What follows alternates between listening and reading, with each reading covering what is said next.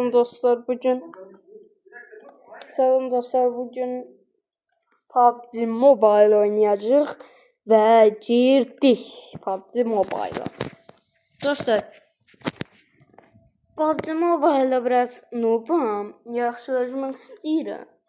Yaxşı olmaq istəyirəm. Yəni dostlar, PUBG Mobile giririk və qurtarır. Girdik dostlar. Dınqı girdim lan, nə gözləyirəm 10 saat. Uhu!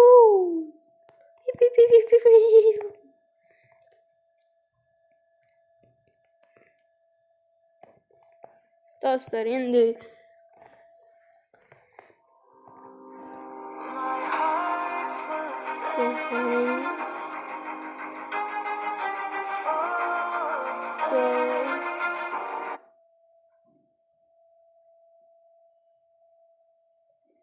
hile atacağım dostlar, bu giriş. Bakalım.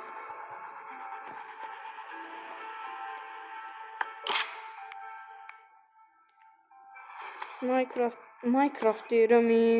PUBG-də də o qədər yaxşı deyirəm. Vova gerək buradan, Vovda nələr var. Bax bu PvP, secret mod.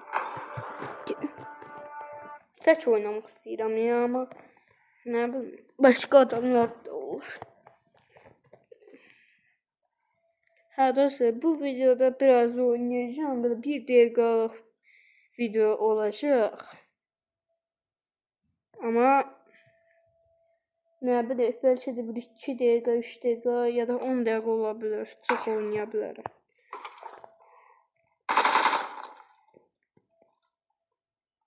Buradan bunu yazıq. Tamam, indi hiləni də açdım.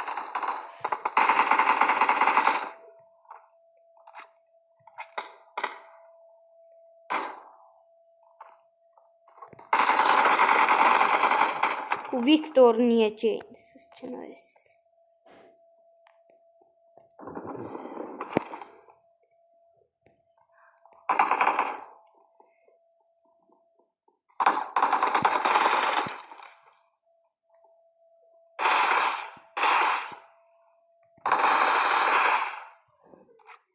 Dostlar, danışmaq yadımdan çıxdı, oyuna odaqlanıram.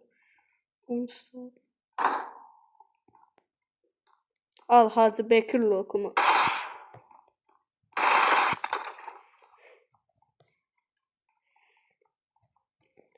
Hoppa hoppa. Kara köpek seni.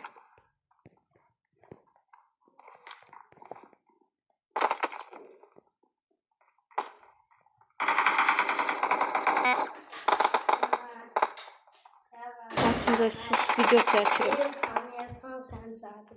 Kim? Video çəkirəm, iTunes.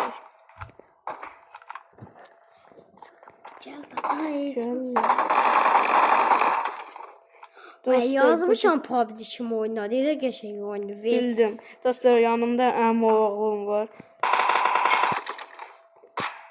Ay seni donuz qədəb donuz Mongolu vurdu.